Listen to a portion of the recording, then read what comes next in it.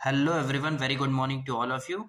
Today our topic of interest is acid and bases. ठीक है, आज हम लोग देखेंगे कि एसिड और बेसिस क्या होते हैं, उनके कई सारे डिफिनीशंस हैं, कॉन्सेप्ट्स हैं, उसके बारे में डिस्कस करेंगे, राइट।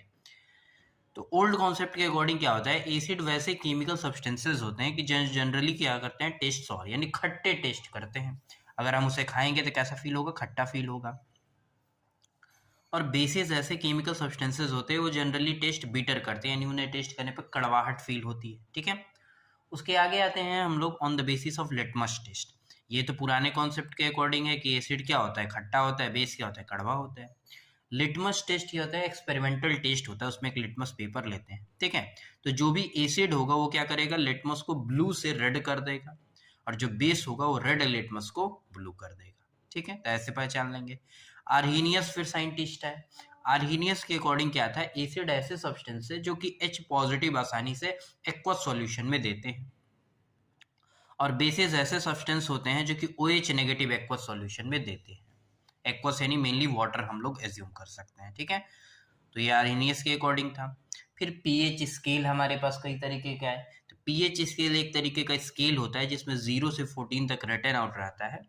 तो अगर कोई भी सब्सटेंस एसिड है तो उसका जो पीएच वैल्यू होगा वो हमेशा 7 से क्या होगा, लेस होगा, और जो बेस होगा उसका पीएच वैल्यू 7 से हमेशा क्या होगा, ज्यादा होगा या ग्रेटर होगा, राइट।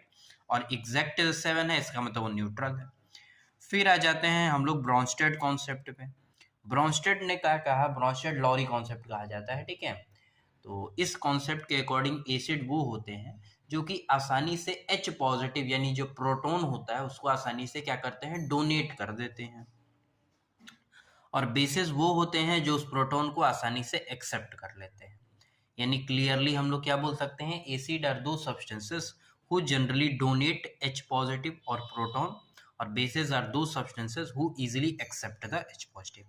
एग्जाम्पल है HCl plus water arrow H3O positive plus Cl negative. यानी एसिड में से H पॉजिटिव निकला तो Cl नेगेटिव, वाटर ने H पॉजिटिव ले लिया तो H3O पॉजिटिव। अब HCl में से जब हाइड्रोजन निकल गया तो जो बचा है वो कंजुगेट बेस होगा। ठीक है, यानी एसिड के रिगार्डिंग कंजुगेट बेस और बेस के रिगार्डिंग कंजुगेट एसिड। उसके बाद आ जाते हैं, ब्रॉन्स्टेड ने क्या कहा था, स्ट्रॉन्ग एसिड का हमेशा वीक कंजुगेट बेस होगा और वीक एसिड का स्ट्रॉन्ग कंजुगेट बेस होगा, वाइस वर्सा वैसे ही चलेगा। ठीक है, स्ट्रॉन्ग एसिड का वीक कंजुगेट बेस और वीक एसिड का स्ट्रॉन्ग कंजुगेट बेस। ठीक है, उसके बाद last Lewis acid base concept. Acid वो होते हैं जो इलेक्ट्रॉन पेयर को एक्सेप्ट करते हैं, और बेसिस वो होते हैं जो इलेक्ट्रॉन पेयर को डोनेट करते हैं। ठीक है, ये एग्जांपल है BH3 प्लस अमोनिया, और कोऑर्डिनेट बॉन्ड बना है अमोनिया